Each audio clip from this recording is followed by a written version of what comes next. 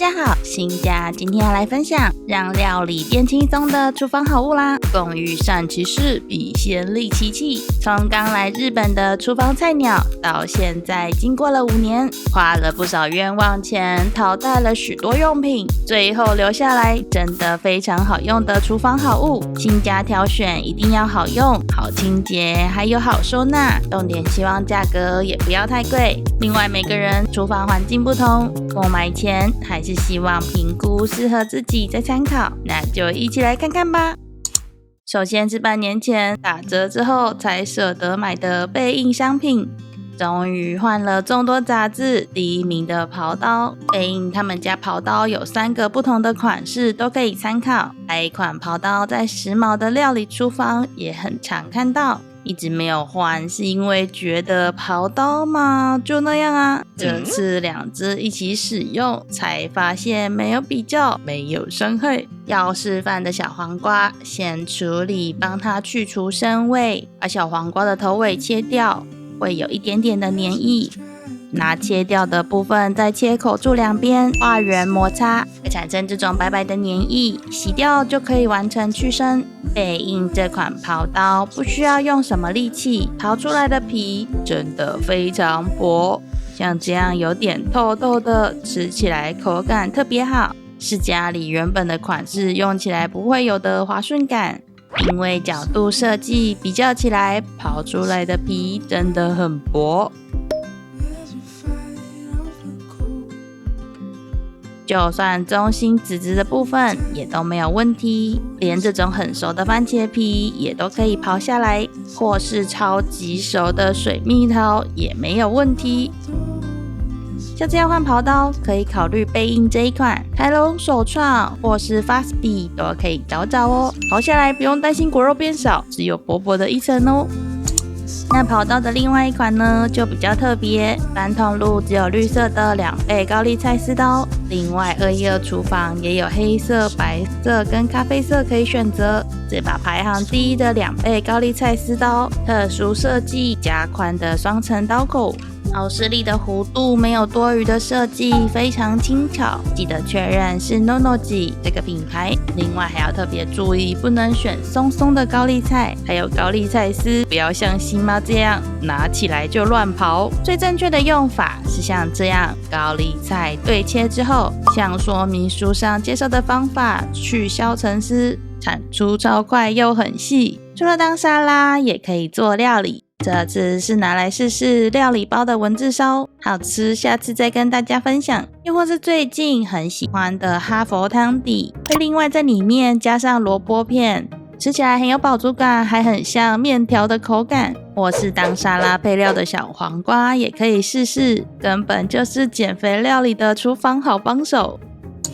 然后第1名绝对要参考，试用了半年不起眼的夹子，常常看到很多杂志推荐，但不就是个短板的铁夹子吗？主打它可以取代食指、拇指，料理的时候就不用碰生肉、生鱼跟蒜头，它接触面那个密合度以及硬度超级刚好，不会太软很难夹，也不会太硬难使力，真的完全取代手指头，超级实用。像是碰触生肉的时候，不想要戴单次手套，觉得不环保，直接碰触又怕不卫生吗？平常连徒手都很难撕下油油的鸡皮，使用手指夹好撕又卫生以外，也可以精准的切细小的油脂，还能防止切到手。每次摸完生肉要拿东西，都还要用洗碗巾洗手，非常麻烦。这次还挑战了有难度的肉卷蔬菜，试了很多种食材来看看效果。稍微练习一下之后，发现真的非常方便，连这个超难卷的半熟蛋居然都轻松过关。虽然很怕在卷的时候把它夹破就是了。它有特殊设计，夹完生肉像这样朝上放，脏的地方就不会沾到桌子。另外这个也非常好用，之前大创好物有推荐过，又或是夹蒜头手不会有异味，夹鱼夹生食都非常推荐，是可以送给辛苦料理的妈妈好物哦。那厨房必备好用的锅子，新家爱用多年不含铁氟龙的菲卡不粘锅，为家人的健康把关。这次我们选超方便、手把可拆的5件组，它不挑炉具，电磁炉也可以使用。底部的设计导热很快，还会蓄热，是一款没有凹槽、缝包色的底部。精简组合28、24公分的炒锅跟一个20公分的汤锅，两段是可拆卸安全锁手把，像这样就算料理途中不小心转到按钮也不会掉，需要按下安全钮才会打开放下锅子。那不粘锅要怎么保养？会不会很麻烦呢？它不能用铁铲、菜瓜布，会伤害锅子的陶瓷涂层，要使用中性洗剂、海绵刷清洁。第一次使用记得开锅，建议用中小火，绝对不能用大火。热的锅子不能碰冷水，会让涂层耗损。每个月记得抹上油，保养一次，就能延长不粘的寿命啦。最常使用28公分的锅子，侧边高度刚好防喷，在煮容易喷油、喷酱汁的料理就会用它。而且浅色锅子对健康也有好处，能清楚的看到酱汁颜色变化，快烧焦马上就会发现。那像是新家常备菜猪肉冻的时候发现，它的边边做圆弧加工设计，汤汁比较不会滴的整个都是。如果有缺汤勺锅铲，也可以考虑这款，它非常软，不伤锅具，好用又美观。这次5件商品是附小锅盖，超需要可以使用20到26公分的锅子，因为家里真的很多大锅盖。另外锅子也可以放进去烤箱，平常做焗烤面、海鲜饭，或是正在练习中的古早味蛋糕，都可以直接跟锅子放进去烤箱。因为蛋液没有打发起来，所以很失败，变成古早味香草发糕。真的非常满意，让料理变简单加分的工具。有兴趣描述栏有团购网址，可以参考哦。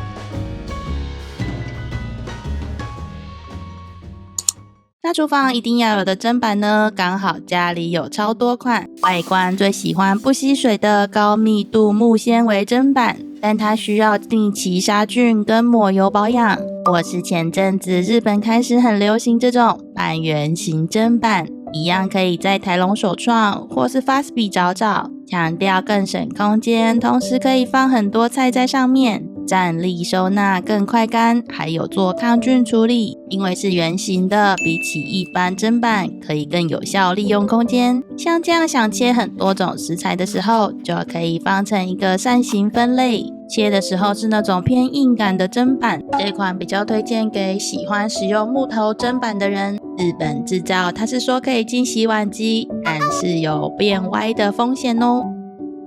所以如果家里有洗碗机，比较推荐这款。介绍过很多次的魔法砧板，可机洗、漂白、热水消毒、防滑底，日本制，几乎不会留下刀痕，是可以很弯的矽胶材质，切的时候有吸附感，不会生硬。价格平易近人，小的968日元，大的1397日元。日本宜得利也有贩售，是乐天的热卖款式。那家里如果没有洗碗机，推荐这款功能差不多、长得更利落的韩国砧板。这次被它的吸附力惊艳到，像这样有些食材切到最后剩下来的部分都超难切，这款 Fika 砧板比较有抓力，更好切。如果实用跟外观的话，会最常使用这款。虽然不可以机洗，但是可以吊挂收纳，而且它是直接用专利抗菌材质制造，不含有害物质哦。刚刚说到的大创撒粉罐，这里再介绍一次，是新妈厨房好物，不能没有之一。最常拿来装太白粉跟面粉，里面是一层网状的塑胶，每次煎肉或是炸物需要撒粉在肉上，超级需要它。这边有一个小技巧，要撒散粉，只需要拿90度左右摇晃，像这样颠倒撒粉就会变成一大坨。那要清洗的时候，记得粉会卡在这个隐藏的缝缝里，不另外打开洗就会发黑发臭。它的最上方可以再另外打开清洗，记得清掉这里缝缝的粉，还有凹槽卡榫里面的脏物哦，非常实用，推荐大家可以大创找找。另外，之前的盐糖罐被下烤箱的出风口烤坏了，去年选了一款闪闪牌的盐糖罐来试试。会选它是因为有磁铁吸盘可以收纳，像这样可以漂浮收纳在铁板的高处，又或是冰箱侧边也可以收纳。长方形的侧边开关设计，汤匙是可以卡在上方漂浮收纳，卡的这根杆子是拿来刮平测量它的汤匙。就算不仔细收纳，长方形设计更方便收纳在一些窄的地方，是目前用过最满意的糖盐罐哦。然后是一个比较小众的需要品，这个背印刮皮器使用在牛蒡跟马铃薯类的食材上，像是牛蒡用刨刀会把外皮的营养也去掉，以前都是使用锡箔纸下去刮皮，有点浪费。使用背印刮皮器就是刮掉薄薄的一层表皮，还会留下大部分的营养。